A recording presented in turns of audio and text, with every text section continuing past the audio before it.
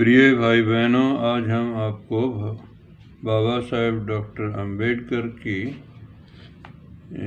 बौद्ध धर्म को देन के बारे में जिक्र करेंगे।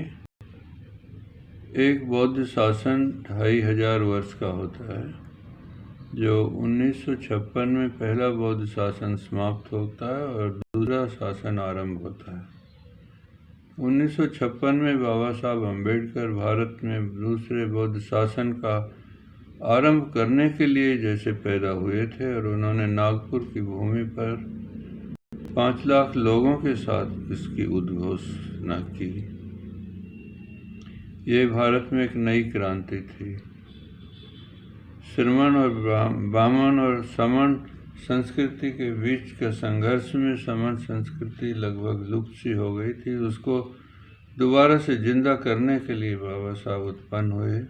समाज में व्याप्त असमानता को समाप्त करने के लिए बाबा साहब उत्पन्न हुए और उन्होंने एक नव बौद्धवाद के रूप में बौद्ध दर्शन को भारत में स्थापित किया। इसमें समाज सुधार की संकल्पना थी और शताब्दियों से अभिशाप्त जीवन व्यतीत करने वाले शूद्रों एवं दलितों के लिए सम्मानपूर्ण जीवन जीने का एक नया संदेश था।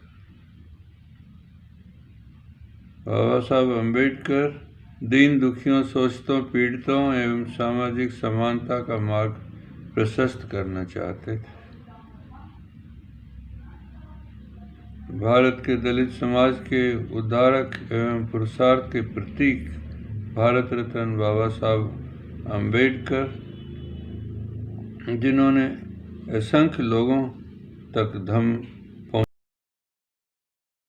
पहुंचाए, शिक्षा और दरिद्रता से निकलने और घृणापूर्वक जीवन जीने के बारे में जो अभूतपूर्व कार्य किया।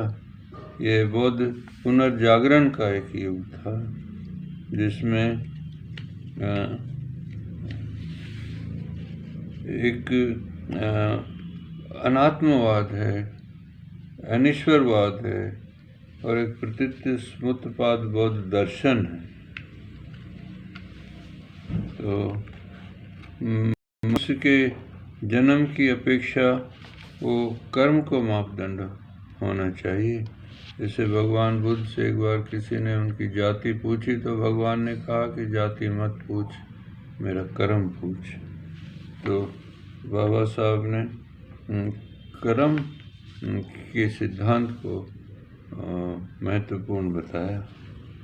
उन्होंने अनीश्वरवाद के बारे में समझाया, प्रतीत समुत्तपाद को बुद्धांडिस धम्मा में विश्लेषण किया कि यदि मनुष्य स्वतंत्र है तो वह प्रत्येक घटना का या तो कोई मानवीकरण होना चाहिए या प्राकृतिक कारण होना चाहिए।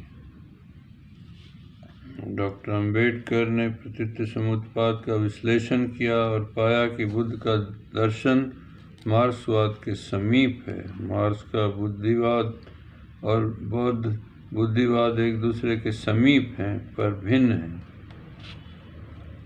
डॉक्टर अंबेडकर ने इस देश में अनीश्वरवादी, अनात्मवादी प्रतीत समुत्पाद के दर्शन को मनुष्य का जीवन का दर्शन बताकर मनुष्य समाज को शोषण से मुक्त करने के लिए क्रांतिकारी संदेश दिया है।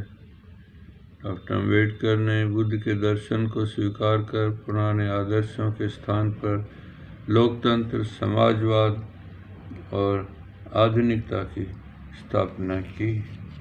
वे कुछ समय और जिंदा रहते तो आज भारत का मानचित्र अलग ही होता। जिन नैतिक मूल्यों की स्थापना उन्होंने संविधान के माध्यम से की, वह आज पूरी दुनिया के लिए अनुकरणीय जैसे हो गया है। हम बाबा साहब का आभार व्यक्त करते हैं सदा सदा के लिए और उनके आदर्श जो स्थापित किए उन पर चलने का हम न केवल प्रयत्न करें बल्कि प्रतिज्ञा करें और जितना भी हो सके अपने जीवन में उन रास्ते पर चल के ही हम बाबा साहब को श्रद्धांजलि दे सकते हैं। मात्र संगठन उनके नाम से बनाने से कुछ नहीं होना है। और जो आवश्यक कार्य है, जो बुद्ध का जो संघ का कॉन्सेप्ट है, उसको हम पुनः स्थापित करके एक मानवतावादी एक संघ बने और उस संघ की ताकत से यहाँ के सबकी सुरक्षा हो। इसी प्रकार वी द पीपल का कॉन्सेप्ट चला हुआ है, उसमें एक संघ की पुनः स्थापना करने का बाबा निर्देश है, उसकी पूर्ति का एक संकल्प है।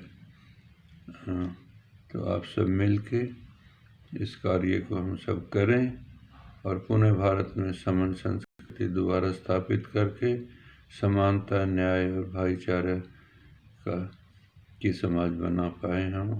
आपका मंगल हो, आपका भला हो।